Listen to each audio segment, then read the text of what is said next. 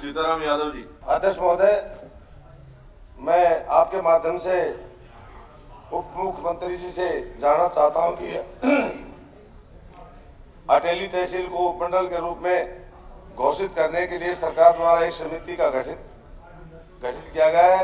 यदि हाँ, तो उसकी रिपोर्ट क्या है और अटेली को कब तक उपमंडल घोषित किए जाने की संभावना है? अध्यक्ष महोदय, कमेटी के पास अटेली का प्रपोजल आया हुआ है, अंडर कंसिडरेशन है सरकार की, और कोई स्पेसिफिक टाइमलाइन नहीं दी जा सकती क्योंकि बारी बारी सेंट्रल गवर्नमेंट सेंसस की बाउंड्री सीरेज के नोटिस प्रदेश सरकार को भेजती रहती है। हम नए सेंसस का भी इंतजार कर रहे हैं और उसके साथ साथ एक review area population sub division में, तहसील में कितना होना चाहिए, डिस्ट्रिक्ट में कितना होना चाहिए, उसका कर रहे हैं। जब उसकी रिपोर्ट सबमिट होगी उसके बाद ये प्रपोजल कंसिडर किया जाएगा। अध्यक्ष महोदय, मैं आपके माध्यम से मुख्यमंत्री जी को बताना चाहूंगा कि 10/10/2017 को पत्र क्रमांक 2730 और 13/2/2020 को पत्र क्रमांक 3490 इनके द्वारा उपायुक्त महोदय नारोल के द्वारा रिपोर्ट पेश की गई है, जिसमें अटेली तहसील को उपमंडल बनाने के जो नॉर्म्स सरकार द्वारा निर्धारित किए गए हैं वो सभी पूरे करती है, जिसमें 16 पटवार हल्के 60 गांव सम्मिलित किए जाने प्रस्तावित हैं, जिनमें उपरोक्त प्रारूप के क्रमांक नंबर 1 से 14 पटवार हल्का व 52 गांव तहसील अटेली में स्थित है तथा एक पटवार हल्का मुंडियाखेड़ा जिसमें 4 गांव तहसील करनाल में स्थित है तथा एक पटवार हल्का गुवाणी तो 4 गांव तहसील नारनौल में स्थित है। उपरोक्त 60 गांवों का कुल क्षेत्रफल 25,415 हेक्टेयर है तथा जनगणना 2011 के अनुसार कुल जनसंख्या 1,29,019 है। प्रस्तावित उपमंडल की जिला मुख्यालय से दूरी 17 किलोमीटर है। प्रस्तावित उपमंडल में एक अटेली व एक पंचायत खंड अटेली है। इस प्रकार हरियाणा सरकार द्वारा निर्धारित उपमंडल बनने के सभी मापदंड पूरे होते हैं, अतः अटेली तहसील को उन्नत करके उपमंडल का दर्जा दिया जाना उचित होगा। ऐसी रिपोर्ट माननीय उपायुक्त महोदय नारनौल द्वारा सरकार को भेजी गई है, तो लगभग 6 साल होगी। तो मेरा आपके माध्यम से मुख्यमंत्री जी से निवेदन है कि अटेली को उपमंडल घोषित करने का आश्वासन मुझे दिया जाए। अध्यक्ष महोदय, मैंने खुद माना है कि रिपोर्ट आई हुई है, मगर जैसे माननीय सदस्य ने बताया कि इतने इस सब डिवीजन से इतने सब डिवीजन से गांव निकाले जाएंगे, तो क्या आने वाले समय में उन सब डिवीजन के अंदर जो पॉपुलेशन क्राइटेरिया, विलेज के नंबर्स का क्राइटेरिया वो फुलफिल हो पाएगा? इसके ऊपर हम जल्द एक कमेटी एफसीआर की अध्यक्षता में बनाएंगे जो इस पूरे सिलेक्शन मेथड को रिव्यू करके सरकार को अपनी रिपोर्ट देगी। उसके बाद ही कोई निर्णय सरकार द्वारा लिया। विकास हो रहा है, इसके लिए मैं माननीय मुख्यमंत्री जी का बहुत बहुत आभारी हूं।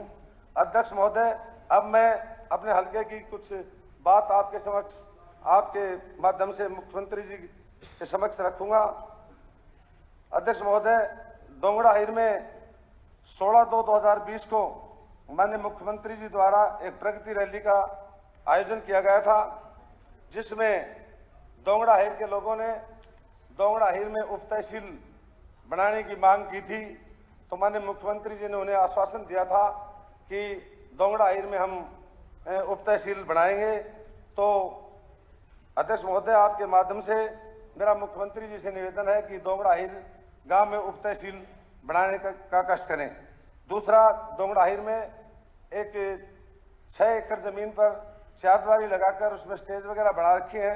मेरा अध्यक्ष महोदय आपके माध्यम से मुख्यमंत्री जी से निवेदन है कि उस 6 एकड़ जमीन जिसमें चारदीवारी लगा रखी है उसका वहां पर स्टेडियम स्थापित किया जाए। अध्यक्ष महोदय, मेरी अटेली विधानसभा के 9 गांव ऐसे हैं जिनकी जनसंख्या लगभग 10,000 के आसपास है, जिसमें जो निम्नलिखित गांव है शेड़ंग, बागोत, खेड़ी, धनुंदा, पाथेड़ा, भोजावास, डोंगड़ाहिर, कांटी व मिर्जापुर बाछोद। इन गांवों में आपके माध्यम से मेरा मुख्यमंत्री जी से निवेदन है कि एसटीपी लगा करके इन गांवों को सीवरेज सिस्टम से जोड़ा जाए। इन गांवों में गंदे पानी की निकासी का उचित प्रबंध नहीं है, तो मेरा आपके माध्यम से मुख्यमंत्री जी से निवेदन है कि इन गांवों में सीवरेज लगाई जाए। और मैं हमारे डॉक्टर अभय सिंह जी यादव ने आपके माध्यम से मुख्यमंत्री जी से निवेदन भी किया है और मैं भी आपके माध्यम से मुख्यमंत्री जी से निवेदन करना चाहूंगा कि हमारी जो रेगुलर गिरदावरी 5 फरवरी से शुरू हो रखी है उसमें फसल का नुकसान का आंकड़ा मेरे हिसाब से ठीक नहीं हो रहा, तो मेरा आपके माध्यम से मुख्यमंत्री जी से निवेदन है कि उस नुकसान का सही आकलन किया जाए और जो फसल का नुकसान हुआ है उसमें किसानों को मुआवजा दिया जाए। अध्यक्ष महोदय, अटेली विधानसभा के तोबड़ा गांव में लोग कई दिनों से रेलवे पर धरना दिए बैठे हैं। गांव दूसरी तरफ है, उनका शमशान घाट दूसरी तरफ है, तो मेरा आपके माध्यम से मुख्यमंत्री महोदय से निवेदन है कि वो भारत सरकार को लिख करके उस अंडरपास को बढ़वाने का काम करें। राजमार्ग 152 डी है, इस पर लोग दुबलाना में भी और बागोद के पास भी वो धरना प्रदर्शन कर रहे हैं, तो मेरा आपके माध्यम से मुख्यमंत्री जी से निवेदन है कि वो भारत सरकार को लिख करके बागोद में एक कट वहां पे लगवाया जाए जिससे 10-15 लोगों को आने जाने में सुविधा हो।